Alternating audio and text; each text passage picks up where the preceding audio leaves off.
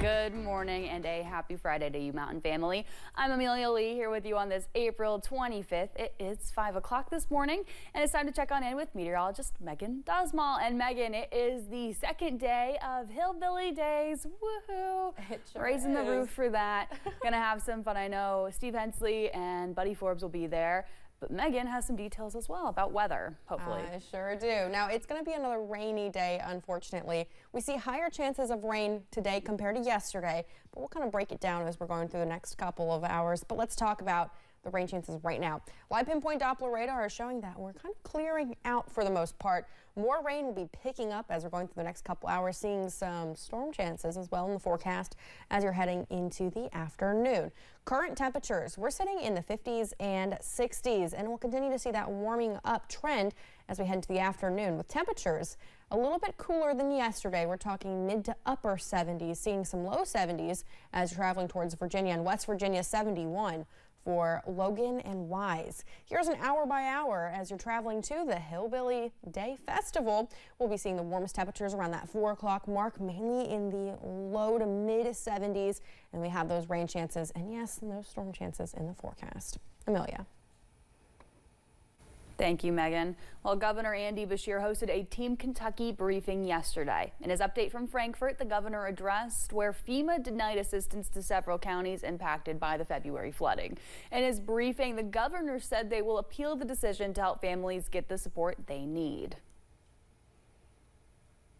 The challenge is that the law requires that there is enough damage in a specific area in a county for the families in that county to get the assistance. Now that probably doesn't seem very fair to the family in that county that thinks, why can't I just go to the adjacent county, go to their disaster recovery center and get help?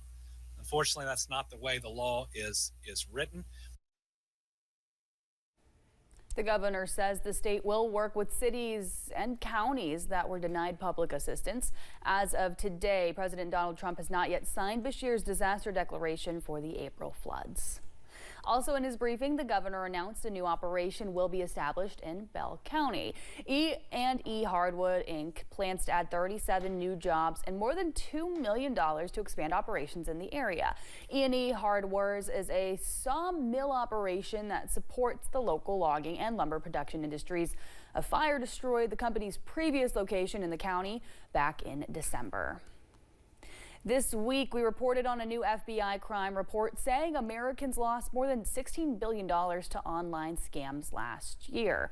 The American Association of Retired Persons, Kentucky President Gary Adkins, says the numbers released on Wednesday are devastating for the entire community, but especially seniors. He says most scammers target people over the age of 60 because they have life savings, and if they fall for the attempt, the scammer gets a bigger payout. He says scammers often impersonate trust names to trick victims into releasing personal information.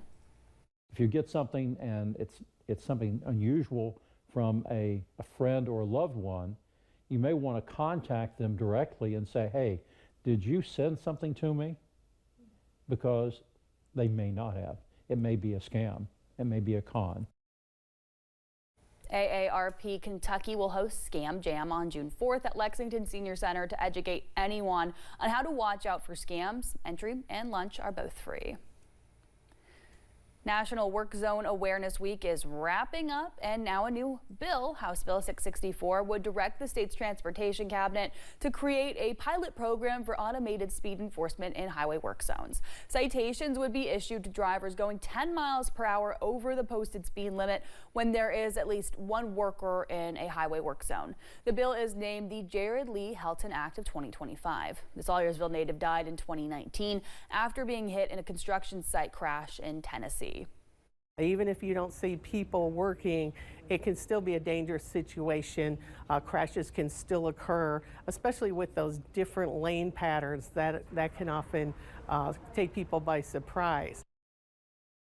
The bill's co-sponsor, Representative Rachel Rorix, says legislature will be looking at the effectiveness of the program before it becomes a permanent fixture of Kentucky highways. She says efficiency will be measured in how many citations are issued, staffing capabilities, and public feedback.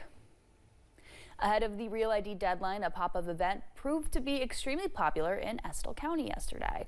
The county hosted an opportunity for some folks to get their IDs without having to go to a regional office. They offer these local Real ID appointments twice a year in April and August. The pop-up clinic filled up quickly with all 36 appointments gone in just 1 hour. I just think it's so much more convenient, and I certainly wish they would bring it back to the counties. People that do not have a Real ID only have until May 7th to get one. They will soon be required to board domestic flights and visit some federal buildings and military bases. Agriculture Commissioner Jonathan Schell signed a proclamation on Thursday declaring the month of April as Goat Month in Kentucky. In part of a statement, Schell says the month is to celebrate the diversity goats bring to the state's agricultural landscape.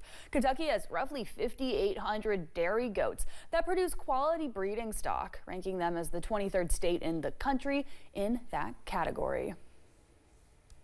Well, thank you for joining us at 5:05. Silicon Mountain News this morning. Electric vehicles are growing in popularity, but as some might know, in Kentucky, finding a charging station isn't always easy. And temperatures are cooling this weekend. I'll tell you what you can expect up next.